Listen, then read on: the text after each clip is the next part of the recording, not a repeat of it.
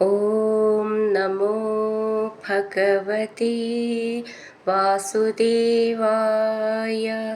ഹരിമുരളീരവത്തിലേക്ക് എല്ലാവർക്കും സ്വാഗതം. നാരായണ നാരായണ ജയ ഗോവിന്ദ ഹരേ ഗോവിന്ദ ഹരേ. നാരായണ നാരായണ ജയ ഗോപാല ഹരേ ഗോപാല ഹരേ. ഇന്ന് നമുക്ക് 9, 10, 11 ശ്ലോകങ്ങൾ നോക്കാം.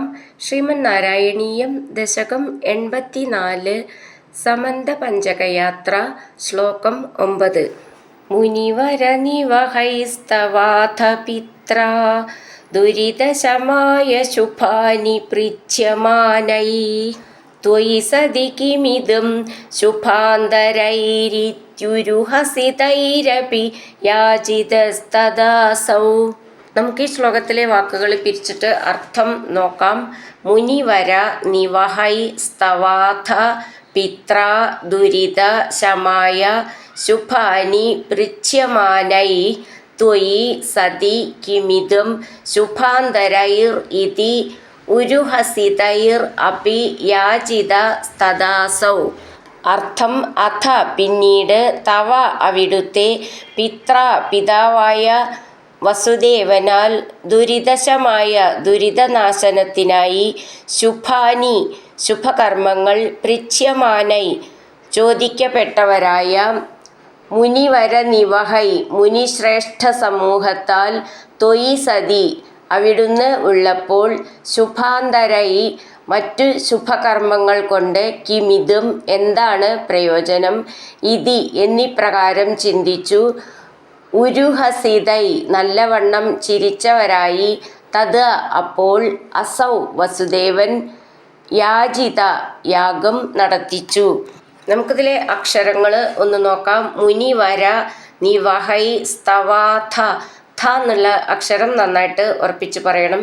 പിത്ര ദുരിത ശമായ ശുഭാനി. ഭ എന്നുള്ള അക്ഷരം നന്നായിട്ട് ഉറപ്പിച്ച് പറയണം.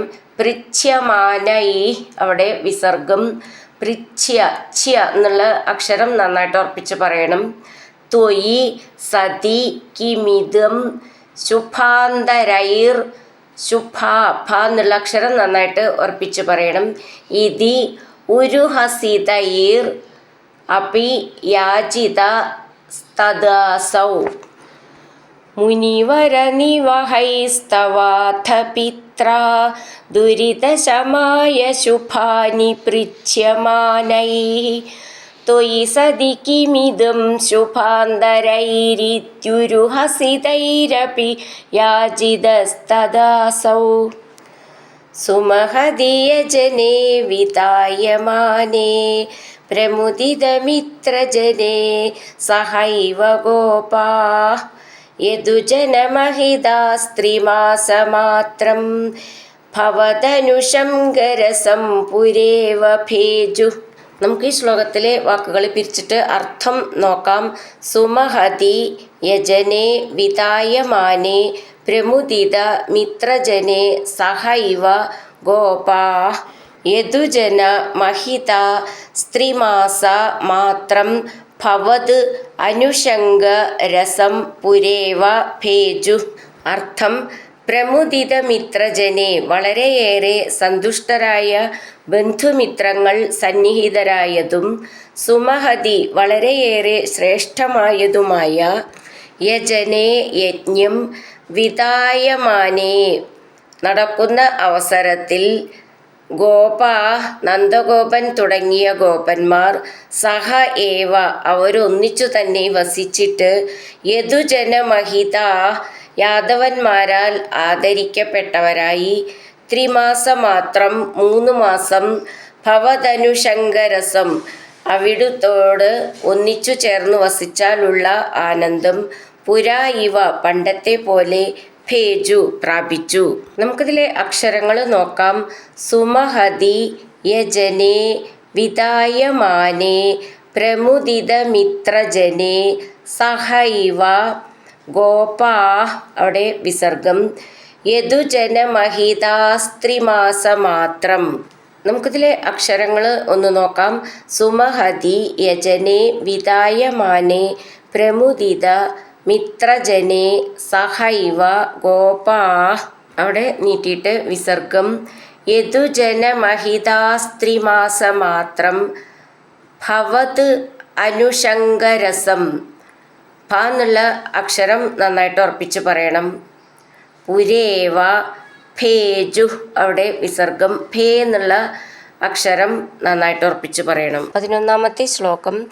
വ്യപഗമസമയേ സമേത്യ രാധാം ദൃഢമുപഗൂഹ്യ നിരീക്ഷ്യ വീതഖേദാം പ്രമുദിതഹൃദയ പുരം പ്രയാത പവനപുരേശ്വര പാഹി മാം ഗതേഭ്യ.